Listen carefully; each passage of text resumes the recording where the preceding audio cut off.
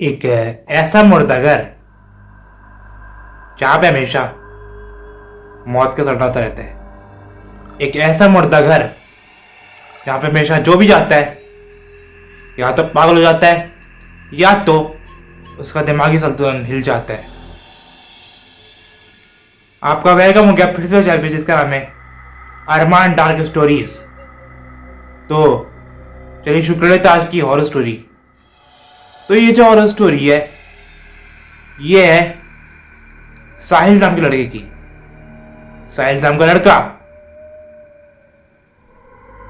बेरोजगार था, कुछ काम नहीं करता था और दिन रात अपने माँ बाप के ताने सुनता था। तू कुछ करता है नहीं है, तेरा क्या होगा, तेरी शादी नहीं हुई, तेरी शादी भी होने वाली है। तो तू ये क्या किया, ये ढूंढने लगा जॉब।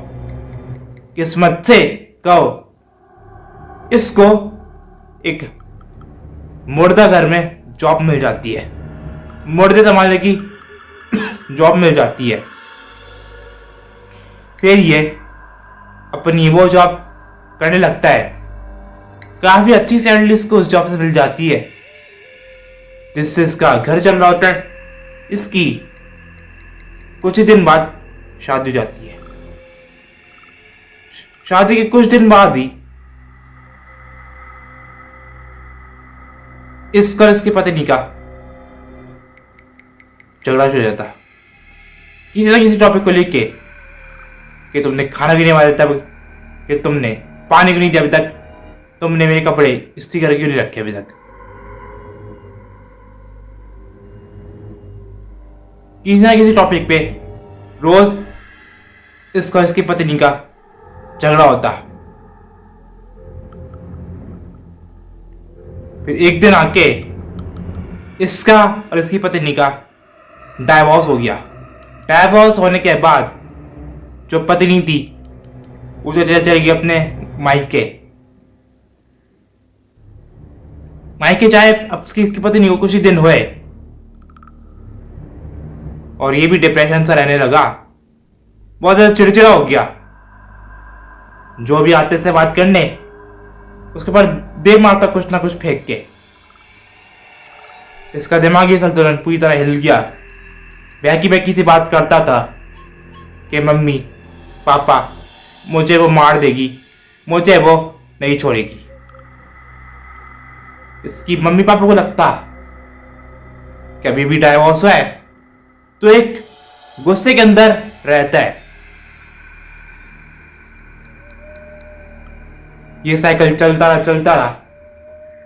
फिर एक दिन आके इसने वो काम कर लिया जो काम किसी को भी नहीं करना चाहिए, गलती से भी नहीं करना चाहिए।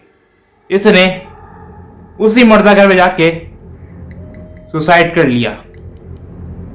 जैसे ही इसकी ये बात इसके माँ बाप को पता चली, इसके माँ बाप का रो रो के बुरा हाल हो गया और उन्होंने भी सुसाइड कर ली।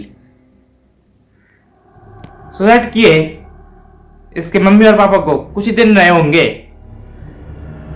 और इनके घर में अजीबोगरीब चीजें होना स्टार्ट हो गई।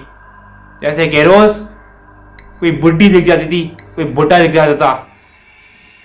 लोग समझ गए कि ये जो इस समय जो भटक रहे हैं ये और कोई नहीं, सुमित के मम्मी और पापा हैं। अपने गम में, अपने बेटे के गम में वो लोग इसी घर में भटक रहे हैं। फिर एक दिन उनकी मम्मी और पापा की लाश को उसी मुर्दा घर में लेके जाया गया जिस मुर्दा घर में सुमित जॉब करता था। कुछ दिन बाद से उसी मुर्दा घर में अजीबोगरीब चीजें होना स्टार्ट हो गई। जैसे कि कुछ दिख जाना, किसी भी चीज का महसूस हो जाना कि जैसे कि मेरे पीछे खड़ा है, पीछे दिखती है तो पीछे कोई नहीं होता। तो समझ गए ये मुर्दा घर और और इसके मम्मी पापा का घर, ये दोनों जगह हॉन्टेड हो चुकी हैं। फिर क्या था, एक बड़े पंडित जी को बुलाया गया और वो पंडित जी ने काफी हवन किया, काफी उसने बांध दिया वो मुर्दा घर और सुमित का घर। 2-3 दिनों में तो सब कुछ सही सही रहा, सब कुछ अच्छा रहा। लेकिन आई वो मनूस रात, जिस मनूस रात में गांव को उस रात ने उथल पुथल करके रख दिया।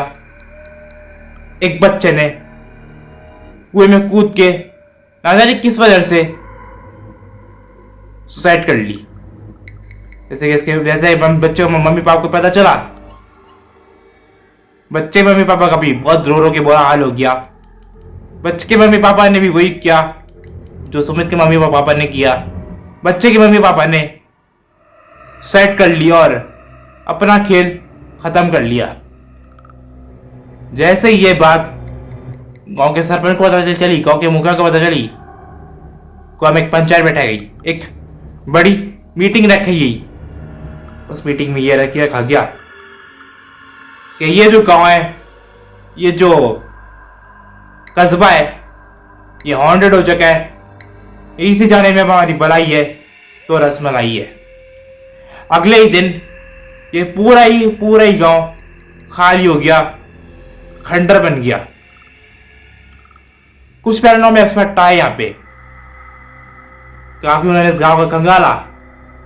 उनको ये पता चला इस गांव में एक आदमी नहीं, सैकड़ों, बीसों, हजारों प्रेत आत्माएं हैं। और वो प्रेत आत्माएं अपने इंसाफ की तलाश कर रही हैं कि हम कैसे मरे, हमारी मौत कैसे हुई। फिर गांव में एक बहुत ही बड़े पंडित जी को बुलाया गया। उस पंडित जी ने गौ की आत्माओं को बांध दिया, गौ की आत्मा को कैद कर दिया। लेकिन ये कैद ज्यादा दिन तक नहीं रह पाता। गांव में वापस से वही चीज सुनना स्टार्ट हो गई, जैसे कुछ दिख जाना और अचानक आवाज आ जाना, जैसे कोई हमारे पीछे खड़ा हुआ है। पीछे देखते तो पीछे कोई नहीं होता। ये गांव, इस गांव में फिर से उस पंडित जी को बुलाया गया और पंडित जी ने बताया ये जो गांव है ये हॉन्टेड है, भूतिया है। इधर जो भी आएगा उधर के साथ एक्टिविटीज होना स्टार्ट हो जाएंगी। इस गांव को जल्द से जल्द खाली कर दो। ये जो गांव है ये अब अच्छा नहीं है और रहने लायक नहीं है। अगले ही दिन उस गांव को, उस कस्बे को खाली कर दिया गया और वो कस्बा, वो मुर्दा घर हॉन्टेड हो गया, क्योंकि उधर कोई भी आना पसंद ही नहीं करता। जो भी आता यही बोलता कि उसको प्रेत आत्माएं दिख रही हैं, भूत दिख रहे हैं, चुड़ैल दिख रही है। देखते देखते ये पूरा गांव खाली हॉन्टेड हो गया। जब कोई भी आना पसंद ही नहीं करता। एक दिन कुछ शराब पिया कर इस गांव में आए और उन लोगों ने अनगिनत गाली दी कि हाँ बहुत सुने गांव के बारे में भाई, इस गांव में तो भूत भटकते हैं, आत्मा भटकती हैं। लेकिन वो उन लोगों ने एक मौत को, एक जीती जाती मौत को उन्होंने गले लगा लिया। अगले ही दिन उनकी लाशें इस गांव से मिली। तो ये बात साफ हो गया कि इन्होंने जो किया अच्छा नहीं किया। इन्होंने गांव की आत्मा को एक तरीके से आजाद कर दिया, मुक्त कर दिया। वो जो आत्मा है वो अब ज्यादा खतरनाक हो चुकी है। अब वो आत्माएं किसको भी नहीं छोड़ेंगी।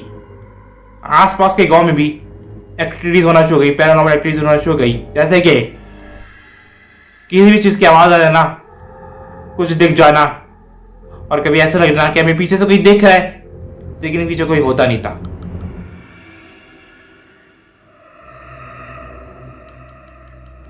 अगले दिन एक पंडित जी को गांव में बुलाया गया उस पंडित जी ने उस गाँव को खंगाला, उस कस्बे को खंगाला, तो पता चला कि ये जो पूरा गांव है, ये पूरे गांव हॉन्टेड है, भूतियां हैं, शराब पीते हैं और स्कैरी है।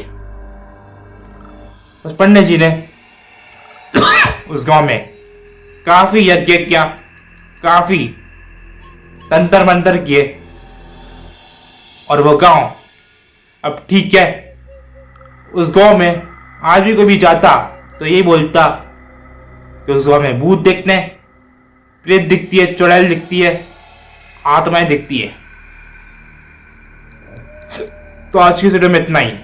कैसी लगी आपको जरूर बता देना। आज मैंने 2 वीडियोस बनाई थी, पहले वो जो आपने मेरी चैनल पे अभी देखी, और अभी ये जो आप मेरी चैनल पे अभी देख रहे हैं। तो मिलेंगे अगली स्टोरी में। सी यू, सायनारा एंड बाय बाय।